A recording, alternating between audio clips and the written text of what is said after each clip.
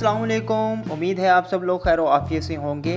हम अपनी हर वीडियो में आपके लिए लाते हैं कुछ ख़ास और इंटरेस्टिंग नॉलेज से भरपूर। तो चलिए आइए स्टार्ट करते हैं। आज हम सीखेंगे रोज़मर्रा ज़िंदगी में इस्तेमाल होने वाले मज़ीद कुछ फ़िक्रे। तो चलिए आइए स्टार्ट करते हैं। Short sentences of daily use, lesson number 7। तुम किसके साथ हो? Which side are you on? Which side are you on? जल्दी करो यार। Get a move on. Get a move on. चलो अपना काम करो। Go about your own business.